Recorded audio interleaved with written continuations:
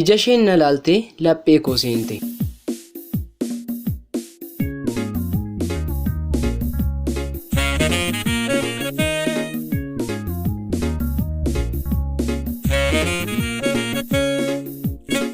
Ani bakki dhaloota koo magaalaa Buraayyuu ta'e maqaan kiyya Sabboonaa Waaqijiraa jedhama.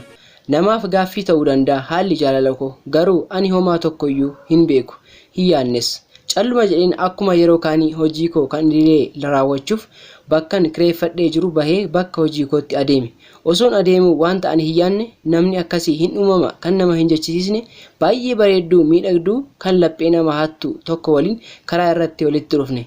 Akkuman ishee argeen lapheen koo baay'ee nanee waan hin tuqun dhabe. Ijji koo ishee irratti hafe calluma jedheen ishee ilaaleen isheenis na ilaalte laphee koo seente. Itti siiqeen ishee haasofsiisuu barbaadeen nan sodaadhe garuu yoon sodaadhes akkuman godheen gara isheetti dhaqeen ishee dubbise isheenis na dubbiste. Sana booda sin beeka jedheen eessaa baate har'a jechuun waanuma sobaa ittiin odeesse.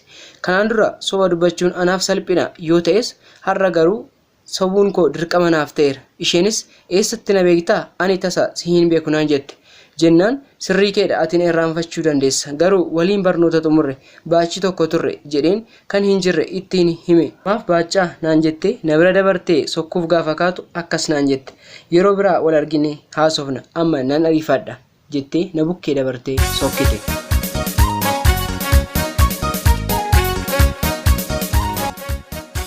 Ani hanga isheen narraa dahattutti calluma jedheen ishee ilaale.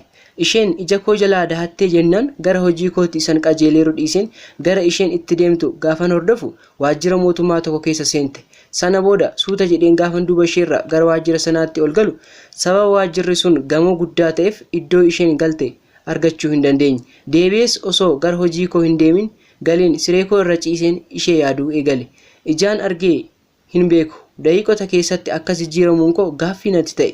Guyyicha osuman ishee yaadu ciree koos ta'e laaqana koo osoo hin nyaatiin hirbaanni gahee baay'ee dukkanaa'ee gadi baheen bitadhee nyaachuuf yaanni koo guyyaa na qabe taa'ee na yaade malee naan jennaan akka nama lagannaa lagatu guyyaa sana osoo waa hin nyaatiin ooleen bule. Halkan guutuu itti yaadaa buleen ganamaan ka'ee karaa kaleessa ishee waliin walitti dhufne irra dhaabbeen akka nama ishee beellamee eeguun jalqabe. Isheenis akkuma nama beellameetti daftee naa dhufte.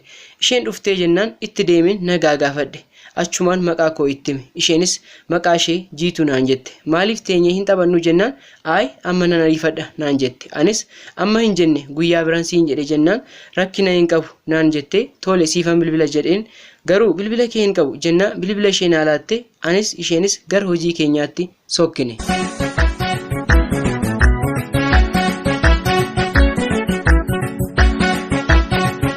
Bakka hojii koo ga'een obsan dhabe. Amma bilbiluufan qaba jedheen gaafan bilbiluu fi na jalaa kaaste amma hojiirran jira xiqqoo turii naa bilbilii naan jette.